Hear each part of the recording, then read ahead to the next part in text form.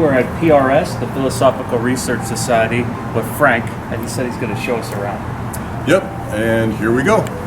So, apart from the auditorium structure, everything else was built in 1936. And around 1994, it was declared a historical cultural monument and given a number by the city of Los Angeles. Wow. As an example of Mayan revival and modern styles architecture, it was built or designed by Robert Stacy Judd. And so it was built in 36. The plaque also goes for the auditorium, which was built about 23 years later in 59. Amazing. So this is the portico. The president's office is over here, and that's Dr. Greg Salyer.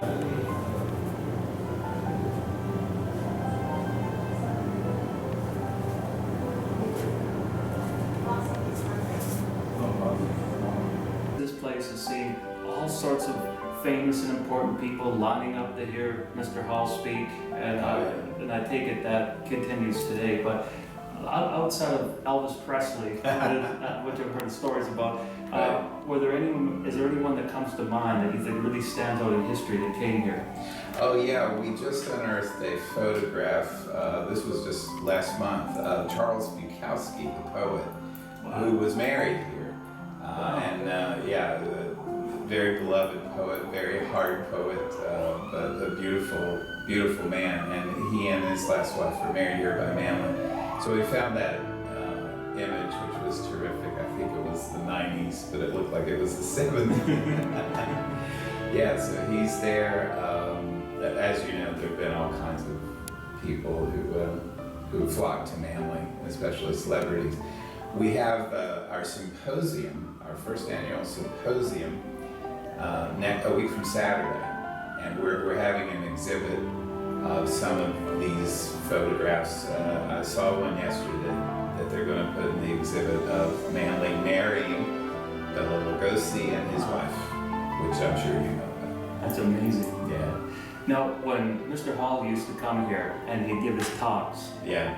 where would he tend to park, or would he just, park in the back and stay in the little apartments outside, or Yeah. did he drive here every day? I imagine he did. He was not well, as you know, in the latter part of his life, so I imagine he drove. He had little nooks and crannies here. So this was his desk, by the way. Oh my God. As you can see, it's very 1930s and heavy, and I got the job and I said, well, I think I'll just get a table and we'll get rid of this. They said, you will not get rid of this desk. This is Manly Hall's desk. And I said, well, of course. So this was his desk. He was here. He has a kind of, it's not secret, but he has a separate office upstairs in the corner that he would go to retreat. There's a wonderful photograph of him sitting in our vault in our special collections, just reading some of actually the Saint Germain, the triangular Saint Germain book is there. And he's reading a rare book that he had brought from. Now we can go up to the lecture room. This Saturday, tomorrow, Jonathan Young will be lecturing up here. He does that here with us twice a year. He's also a professor, because we do have an accredited university here, which is the University of Philosophical Research. Is this where Mr. Hall would give all his famous lectures? Here and in the auditorium. Amazing. And I heard people would line up around the block. Even Elvis Presley was trying to get into the book. That is correct. Yep. Incredible. So we're all set up in here for tomorrow's workshop with Jonathan Young. Wow. And so we'll fill the seats, and also we'll be connected via webinar with probably around 25 people in different states. Amazing. So if anyone from home wants to get online and watch these lectures, where would they have to go to do that? uprs.edu. Amazing. And then from there, there's the link about the workshop. And, it's people can do it. Typically, they RSVP or they schedule a couple weeks ahead of time. Incredible. Yeah. And this chair over there, that's not one of the old chairs that Mr. Hall would sit in, was it? It is. It's one of the original chairs from Mr. Hall's era, and also the rest are in the auditorium, and we'll go there in a minute. Incredible. Thank you so much. Well, sure. And this is, the books here are overflow. From the library? A lot of literature and linguistic books up here.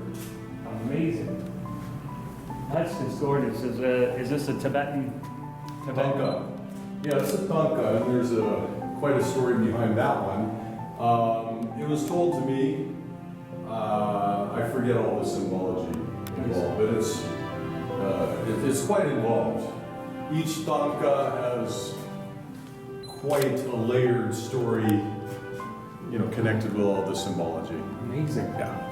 Just amazing. So this one's probably a couple hundred years old. I forget the date, maybe 1749 or I'm not sure. Was it one of the artifacts that Mr. Hall brought back on his travels? Yes, he would either go personally or he would delegate other people to bring back books or collections, art, objectsdag for him, Incredible. for PRS. That His is desks are probably from 1959, original, and they're solid. They make things better now than back then, as we know. I mean, other way around. I know what you meant. Back then, everything was better. The walls were very solid. Yeah. It's all. Oh. And then, of course, what would happen, you saw the auditorium, right? Yes. So there's a blue chair on stage in the auditorium. And I give lectures there every Tuesday night and other times. But I don't sit in that chair because that's a heavy burden to sit in Manley's chair. Because what he would do is he would come in on a Sunday morning. That's when he taught. Sunday mornings at 11, church time. He would come in even when he was near his end of his life. And he would sit in that chair with his flowing white hair. And he would speak flawlessly for 90 minutes without notes. And then he would say, well, I think that's about all for today. And he was done. And I'm just like, I don't know anyone who can do that. You know what's strange? Yeah. I've heard from people that used to hang around at PRS that they've told me that Manley was a walk-in. And they said ever since he became a walk-in, and again, this might be part of some of the, the metaphysical or esoteric sort of, ideas that we've had floating around about him for so long. They said ever since then, it was just that this wisdom would pour out of him. Oh, yeah. Have you ever heard anything like that before? Oh yeah, quite a bit. In fact, again, to plug our symposium next week from Saturday the 23rd, which was as close to the autumnal equinox as we could get it and make it on Saturday. Our first speaker there, we're going to have a formal academic ceremony. By the way, we've never done this before. We're going to have a formal academic ceremony. We're going to walk in and regale you. And our first speaker is John Pillsbury, who worked here with Manley. Wow. And I just said, I'm going to title your talk Memories of Manley P. Hall, and so just talk about things like you're saying, just these memories of speaking with him, working with him every day. He's one of the last people around who remembers working with him. That is incredible. Yeah. And for him, did he keep a private library just for himself that wasn't contained out there? I think that's what that corner office was for. That was his private space for reflection and study, and there were some books in there. Now, you mentioned that you keep the tradition alive. You go in there and you give these scholarly lectures in there. What sort of topics do you talk about usually? Yeah, thank you for asking. Well, we started this last fall when I was dean. So I just offered a course on world religions. Amazing. So what we do is we parallel our online courses. So we're an online school now, University of Philosophical Research. So that was our fall quarter. So I offered world religions in 10 weeks and just spoke on that. And then we got a really good following from that. And so for the winter quarter was a course called Gods and Monsters. That was fun. And then, mine is very different from Manley's in that I'm not as smart as Manley or as well spoken. So mine is more of a dialogue with the audience. So I'll present material, but I actively engage them from the stage. So during the Gods and Monsters course, we kept talking about what it meant to be an American. And so the next course was then the meanings of America, that is the mythologies of America that shape the identity of the nation and its people. Right now we're doing a series called Passages that I really like. So it's called Passages, Text, Context, and the Ways to Wisdom. And all I do is I take a little passage from a text. So the first one was from the Epic of Gilgamesh. And then I'll provide some context for the audience, and then we'll just talk about it. It's been great fun. That would be fun. Last Tuesday was the Bhagavad Gita, just a passage from Krishna, and then this week is the Mayan book of creation, the Popol Vuh. And then we end a week from Tuesday with Joseph Campbell's The Hero with 1,000 Faces. Amazing. Yeah. And there's so many things that you just pulled out of there that I think are incredible. Yeah. You know, there's the night owls always like to quote that verse from the Bhagavad Gita, to the sage, the daytime is nighttime, and the nighttime is daytime because they're awake. But here's a question for you, since you're a world religions guy, and I can tell you're a brilliant guy, you know, to be able to engage people as you go along and put up with them and all the questions. That is interesting, yeah. America. Yeah. Manley alluded to the idea that it came from Amaruka, land of the plumed serpent. Yes. And he looked at Amaru, and which is connected to Viracocha and all that. Yeah. Do you take that approach by looking at the mythology behind it and whatnot? The mythology of America? Yeah. Oh, absolutely. In fact, my scholarly work has been in Native American literature and religion.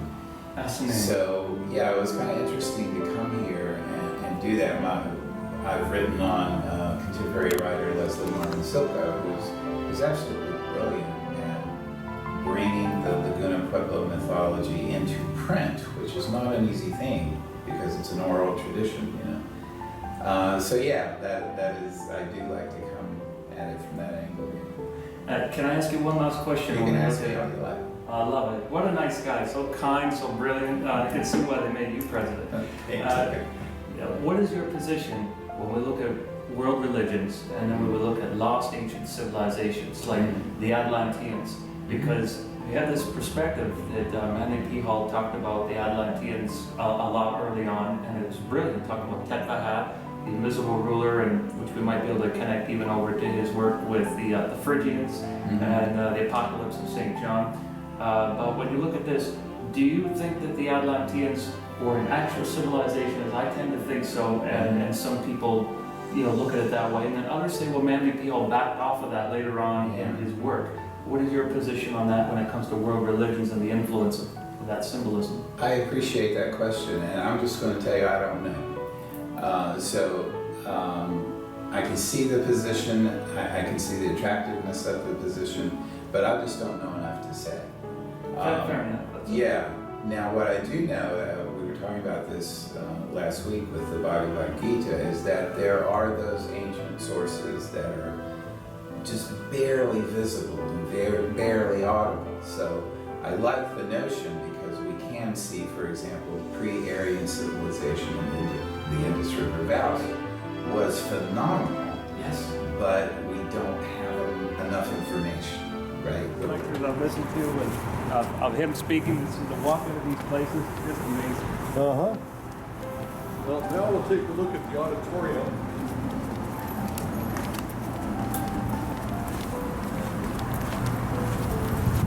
Thanks so much for doing this. Oh, sure, you're welcome.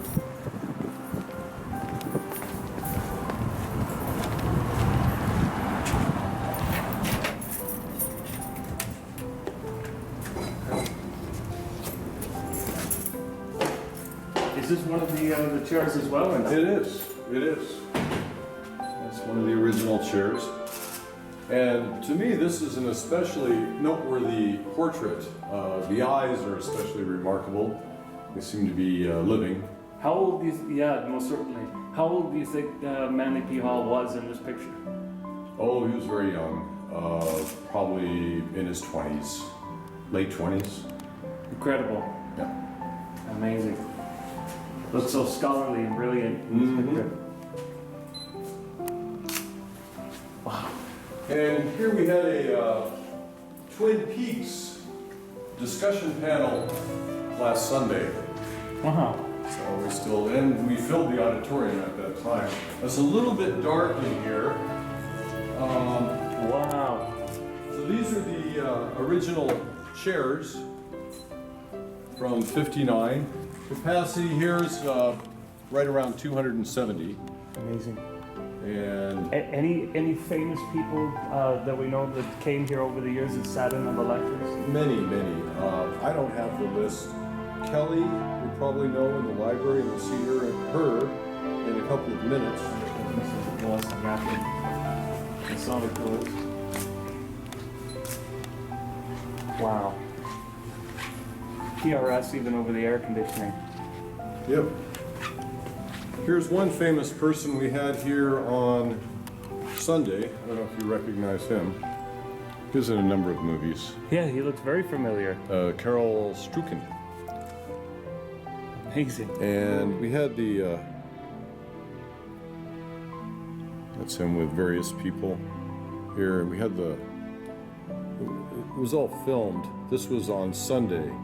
It's filmed by, we collaborate with Relativity School, which is a film school.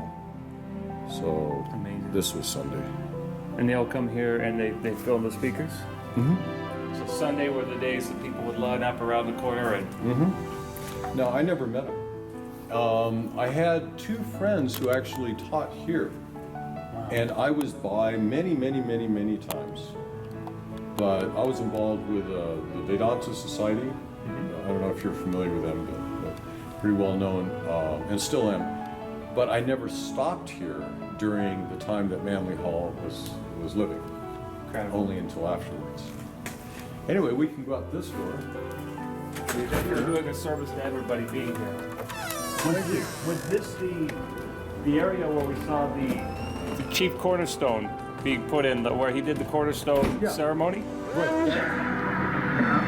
We hope that you will have continuing pride of the right kind and internal satisfaction and peace for having helped to make possible something that is so sorely needed in our time, a clear statement that we will not be limited or held by those principles or teachings which we do not regard as sufficient to be of the common good for all men, and that in perpetuating these principles that we do believe and that we do affirm that each one of us is making a valid contribution to life, and not only to our own life, but to that greater life which moves through all of us.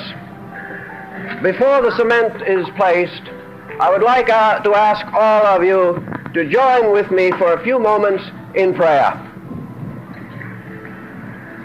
Eternal Father, Master of all builders, Grand Master of architects, and of all who would construct for man the living temple of an eternal life, we ask the blessings of thy love and understanding upon this frail effort of our hands. We ask thy presence in this work which we are seeking to do for the greater glory of thy name. Eternal Father, bring peace and blessings into this house. Assist us to so live that thy presence shall be with us in the going out and in the coming in. We ask that this place be sanctified. Dedicated to true seekers of all time. Mm-hmm. May 16th, 1959. Amazing. Yep.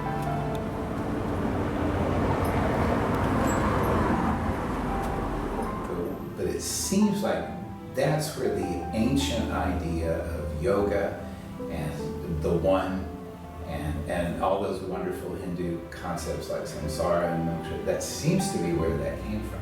Yeah. So there's an influence there, certainly. Sorry, Yeah. go ahead. Oh, no, go ahead. I was going to say, I even see that there's a biblical influence coming from them, because you have like Abraham, and then you have the Indian Brahmin, or Brahma, Yeah, and I've heard that. Sarasvati. Yeah, I've heard it. Really interesting. All comes from the ancient Hindu, eh? Yeah. It's absolutely incredible. Yeah. Man, this is just unbelievable to be sitting with you. So can I ask you then, with your work, where is it going next? Do you have any books that you're going to be working on that complement the lectures? You're very good at this. Well, thank Have you. you You're done too this kind. before? I try here and there. Are you a journalist? Well, no, I'm just a big fan. Okay, these are very good questions. Oh, you're too kind. You're too kind. As a matter of fact, the fall course that I'll be doing here on campus is called The Art of Living. Amazing. So it's going to be how to think, how to choose ethics, how to love, how to create, how to work, just the art of living, things we do every day, but it's going to pull, of course, from the world's wisdom traditions. So I'd like to make that a book, and in fact, I'd like to make that portable.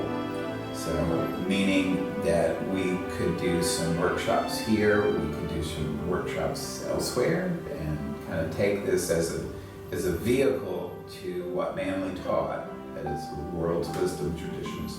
Use it because here's the thing about Manly, is there's all kinds of stuff, right, as you know, there's all kinds of talk about Manly and what he thought and believed. He was an incredibly practical man, right, and at the end of his life, John Pillsbury will say this when he speaks, that he was really just about how to live. Yes. And so that's what I want this fall course to be about, and that's what I'd like for us to put forward, put out into the world, how to live through the world's wisdom traditions. I think that's beautiful, and Thanks. we truly need that at this time. All these principles that we see were passed down from the Pythagorean schools, Yeah. the Eleusinian and Dionysian rites, all All of these them. principles. That's right. In fact, that's the new tagline we came up with for our school that's in our email signatures now.